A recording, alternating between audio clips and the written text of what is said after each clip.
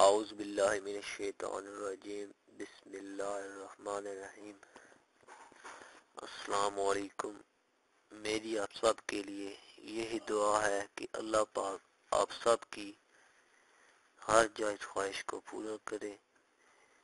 میں کوشش کرتا ہوں اور جب تک سانسیں ہیں کرتا رہوں گا کہ اس چینل میں آپ کو ایسی باتیں بتاؤں جو آپ کے لیے دنیا و آخرت میں فائدہ مند ثابت ہوں۔ اگر آپ کو ہماری ویڈیو پسند آئے تو سبسکرائب کے بٹن پر ضرور کلک کریں۔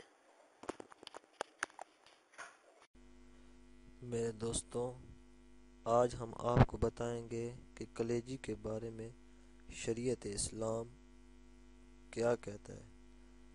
آیا کہ ہمارے نبی صلی اللہ علیہ وآلہ وسلم کلیجی کھایا کرتے تھے یا نہیں؟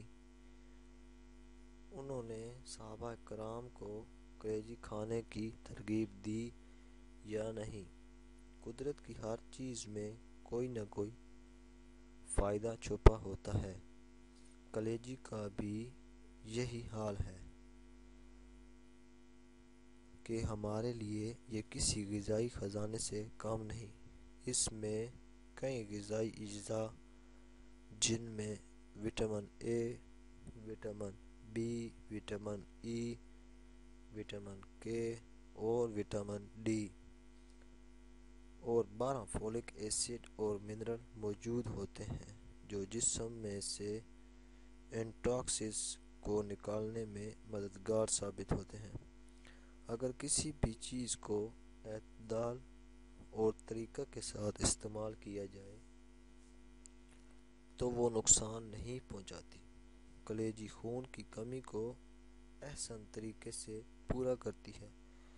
میرے دوستوں، ابن ماجہ کی حدیث میں کلیجی کے بارے میں یہ ارشاد گرامی ملتا ہے، روایت ہے ابن عمر سے، فرماتے ہیں فرمایا رسول اللہ صلی اللہ علیہ وآلہ وسلم نے ہمارے لیے 2 مردے اور 2 خون حلال کیے گئے۔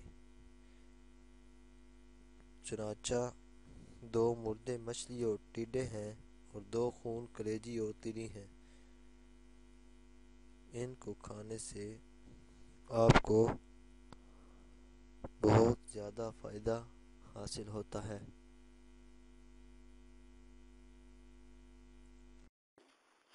اگر آپ کو ہماری ویڈیو پسند آئی ہے تو ویڈیو کو لائک ضرور کریں، سبسکرائب کے بٹن پر ضرور کلک کریں، کمنٹس اور شیئر کر کے ہماری حوصلہ افزائی کریں۔